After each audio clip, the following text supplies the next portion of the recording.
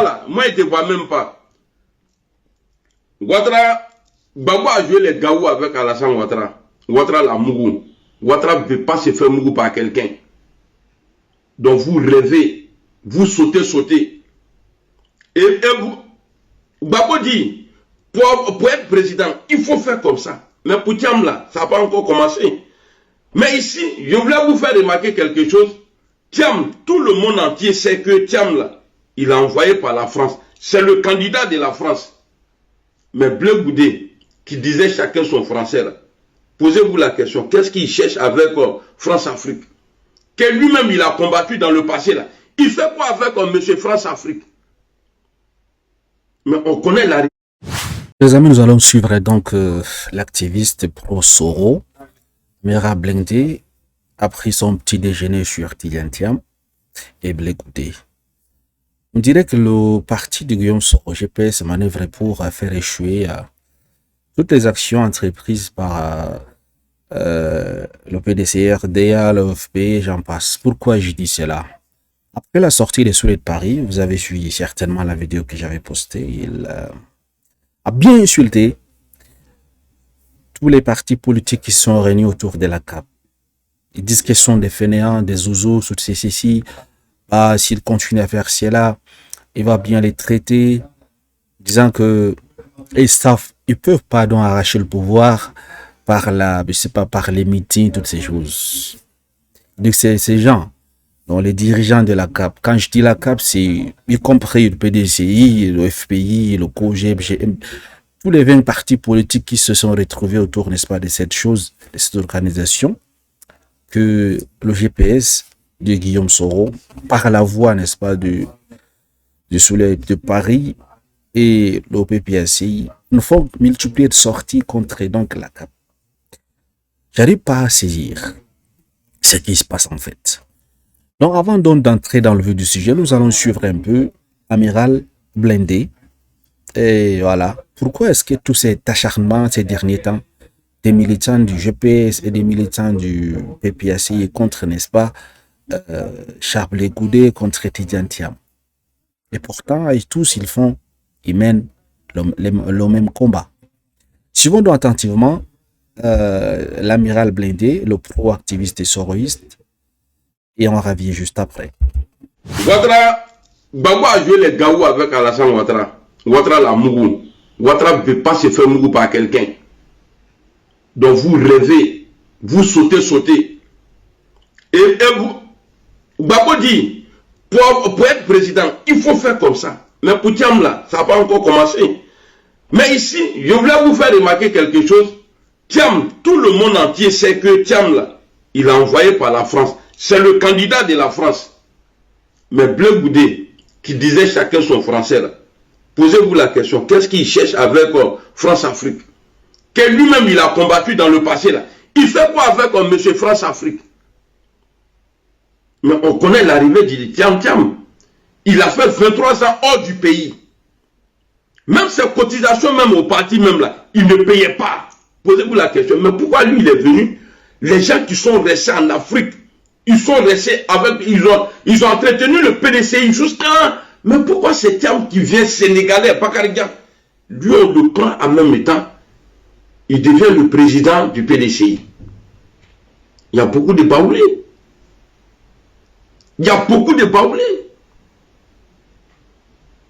C'est-à-dire quelqu'un qui a fui la Côte d'Ivoire. Et puis c'est parce que lui, il a envie de devenir président qu'il va renoncer à sa nationalité française pour pouvoir... C'est-à-dire, il veut profiter quoi. Sinon, si ce n'est pas présidence là, il va changer pourquoi? Si ce n'est pas que lui, Thiam, il veut être président en Côte d'Ivoire, pourquoi il va changer? Mais c'est à cause de ça. Il ne l'a pas fait par amour. Thiam allait donner papier là. Parce qu'il veut être président. Sinon, ce n'est pas par amour pour la Côte d'Ivoire. Quelqu'un qui parle et puis il bave.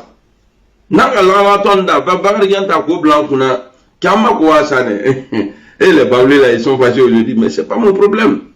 Il n'y a pas besoin de cabri pour les gorger. Hein. Ne va pas tout la mais Nama Soro Neni Dabla. tout à l'heure là, comme il ne se fait pas encore, voilà, c'est trop tôt là.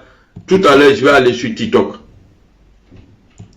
Je vais aller sur TikTok et puis on va aller régler ça là-bas.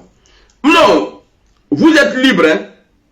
Voilà, vous connaissez Thiam là, vous le connaissez. Votre Bakarigan là, vous le connaissez. Mais Côte d'Ivoire là, pour être président en Côte d'Ivoire là, Thiam là, Bachir dit ça va être compliqué, c'est qu'il peut avoir solution après. Jamais il va être président dans le pays là. Et puis tout ce que vous voyez là, tout c'est bon, ça je vais garder pour moi-même. Je vais garder pour moi, parce que moi je suis pour moi bien fort. Sinon, mais c'est pas bon. Alors, ceux qui profitent de la vidéo de Soulé là, pour insulter le président Guillaume Soro là, arrêtez. Sinon, vous n'allez pas comprendre. Hier, rentré dans Bleu Goudé, hier, rentré dans Bakarigan, vous n'allez pas comprendre. Votre Bakarigan là, c'est-à-dire, hier, le mélanger, attends pas vous écrama. Alou balou aïe baka balou nous takabla, et puis Ghana les gars à l'oulet. Vous les Akans là, les baboulés là, tout ce qui est Akan, l'autre côté, Abébébola Ghana, tout Toulou. Et bien, vous le là, parce que vous pouvez être premier président en Côte d'Ivoire, vous allez nous dire, non, vous pensez que c'est pour vous. Fafroli, le massa Maba. Nimi Bolan, arrêtez de mettre échappe là, orange blanc vert là. Les gens, vos députés là, pour aller dans le siège de PDC ou bien quoi là, à Odab là, sortez au dehors, envoie quelque chose dedans. Un peu Fafro Bétré. Voilà, ça c'était donc une partie de la sortie de l'activiste pro-Soro, Amira Blindé, voilà. Vous allez remarquer quelque chose entre la sortie de Souley dernièrement et sa sortie d'aujourd'hui. Tous les deux, ils soutiennent que Alassane Ouattara est constant. Pour le faire bouger de pouvoir, il faut vraiment avoir des stratégies bien élaborées et que c'est pas l'opposition qui actuellement qui peuvent bouger, faire bouger, n'est-ce pas, le pouvoir du RHDP. Voilà, ça c'est le discours du pro-Soro qui sort sous les paris et aujourd'hui. Parce que là, il dit Alassane Ouattara à Mougou Bagbo. Quand il dit Mougou, c'est-à-dire a fini avec Bagbo, donc a pris le pouvoir chez Bagbo. Et maintenant, il est au pouvoir, il est trop malin. Ça, nous sommes d'accord sur la sortie de Souley et lui. Voilà ce qu'il soutient. Ensuite, ce que j'arrive pas à saisir, pourquoi est-ce que ça les dérange tant? Les gens de PPAC et les gens du GPS, pourquoi est-ce que ça les dérange tant que plusieurs partis d'opposition se réunissent autour, je sais pas, d'un but, d'une cause comme la CAP, ce qui se passe, mais actuellement je pense qu'il y a un meeting qui passe là. Pourquoi est-ce que ça les dérange? Pourquoi est-ce qu'ils veulent mettre une pensée unique et tous les partis politiques devraient suivre, n'est-ce pas? Quel est le but du multipartisme qui a été installé en 1990? S'il fallait que toute personne doit suivre ce que dit Soro ou bien doit suivre ce que dit Bagbo, je ne vois pas alors l'importance d'existence de plusieurs partis politiques. Il y a plusieurs partis politiques, justement c'est parce que chaque parti politique a sa façon de voir les choses, a sa façon de voir la politique. Vous voyez? Donc, si moi par exemple je suis socialiste, tu ne peux pas, toi, capitaliste, tu viens, tu me dis, voilà comment je dois me tenir. Parce qu'on n'a pas les mêmes pensées. Si, par exemple, le parti de Guillaume Soro, il a sa façon de voir les choses. Si pour lui, pour arracher le pouvoir dans la main du RHDP, de Alassane Ouattara, il faut prendre les armes, c'est ce qu'ils connaissent. Et puis, c'est GPS, c'est le brutal, la violence. Peut-être le PDC-RDA, c'est pas la même chose. C'est pas de cette façon qu'il voit les choses. Peut-être le GPS ne voit pas les choses de la même façon. Peut-être d'autres partis, l'OFPI ne voit pas les choses également de la même façon. Peut-être eux, ils ont leur propre façon à voir comment faire tomber le pouvoir du RHDP. Pourquoi est-ce que c'est si difficile pour Guillaume Soro et ses partisans, pour Laurent Gbagbo et ses partisans de comprendre cela? Le tribalisme, ça, c'est vraiment ancré dans la société ivoirienne. Et ça, je ne sais pas comment faire pour finir avec. Il n'y a pas une personne qui va parler sans parler de l'ivoirité, sans parler des débats ou les ceci. Regardez un peu Il dit, parce ils veulent toujours dans l'optique de vouloir imposer la pensée unique à d'autres personnes, à d'autres partis politiques. Il dit, y a-t-il pas un autre Baoulé qui peut présider le PDC-RDA? Comment comprenez-vous ce message? Y a-t-il pas un autre Baoulé? Ça veut dire quoi? Ça veut dire que voilà comment les gens réfléchissent.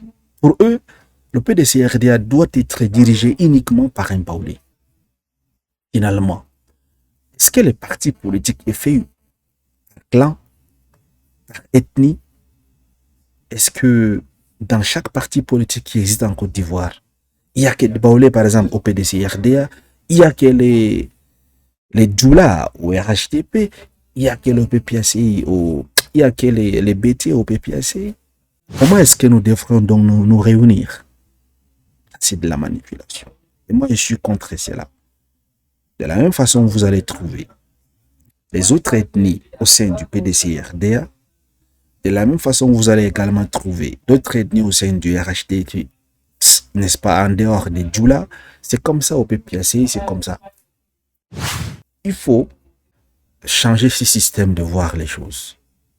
Ben, si c'est comme ça qu'on veut vivre, qu'on ramène le pays, qu'on utilise le système de la Suisse, c'est tout.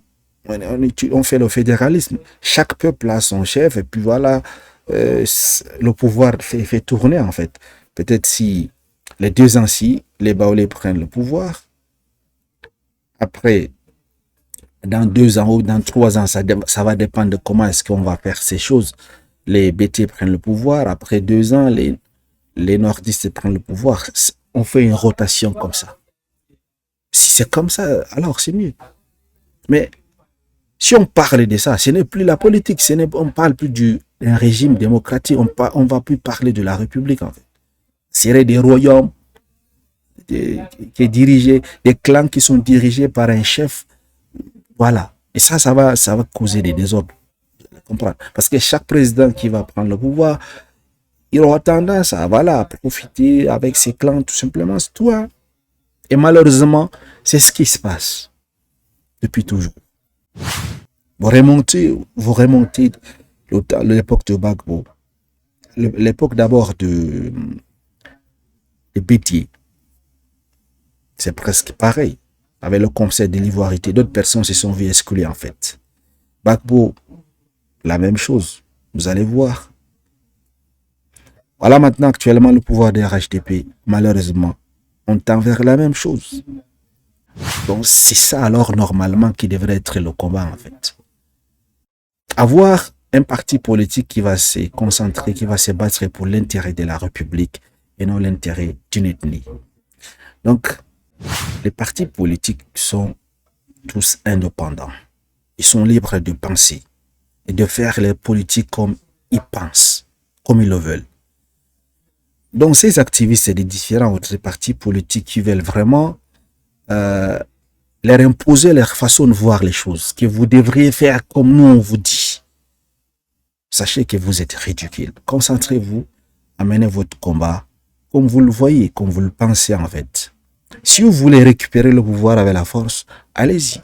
Laissez les autres qui ont décidé de faire les meetings, de faire des réunions, de faire, de chercher le dialogue. Laissez-les tranquilles et aussi ils ont les stratégies. C'est pas dans tous les cas que la force va travailler. Vous voyez un peu, voilà moi ce que j'ai à dire, ces sorties de gens. C'est vraiment décevant de voir les gens agir de la sorte en fait. Lorsqu'ils parlent de Guillaume Soro, si on ouvre certains dossiers en fait, qui sont parmi les personnes qui ont fait sombrer la Côte d'Ivoire dans le chaos pré-électoral, la crise et la post-électorale en 2015, en 2011, 2010. Certainement, Soro fait partie de ces personnes. Pourquoi actuellement il n'est plus en Côte d'Ivoire? Par exemple, Souled Paré disait, si Thiam et Garçon y rentrent en Côte d'Ivoire, pourquoi Soro ne rentre pas en Côte d'Ivoire? Vous voyez, si on veut ouvrir le dossier de chaque personne, je pense que même Soro là, même Soro qu'il défend, va être beaucoup critiqué. Hein. Il a des dossiers noirs qui traînent avec lui. Donc, restons focus, chers amis. Et vous savez, ici, on cherche tellement à dire des vérités. On ne cherche pas les injures, toutes ces choses, ça ne nous concerne pas. On cherche à décortiquer, à décrypter des messages, des vérités. Mais comme je vous ai dit cette fois-ci, les gars de PPAC et des GPS, ce sont vraiment... Oui, ça là, c'est pas un combat à mener. Laissez ces partis politiques tranquilles. Vous, si vous avez votre c'est pas orientation politique, pratiquez vos orientations comme vous l'entendez, mais ne venez pas vouloir donc imposer la pensée unique. Voilà. Et c'est la même chose, c'est le même problème que j'ai sur cette chaîne. Hein.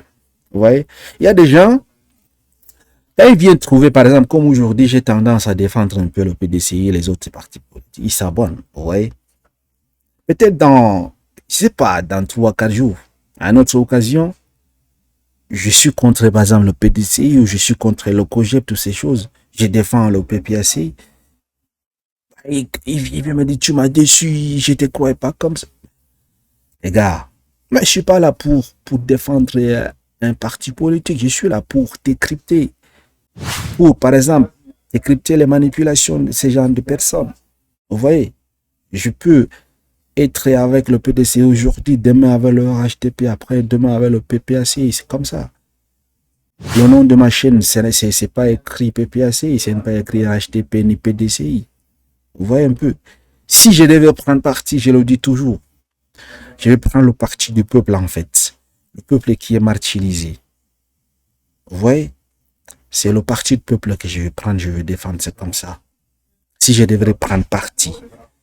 Mais maintenant, comme je ne prends pas parti, alors, attendez-vous un de ces jours, je sors contre votre leader, c'est comme ça. C'est toujours la vérité. Et dans le respect. Merci donc de m'avoir suivi, excellente soirée à vous. À très bientôt.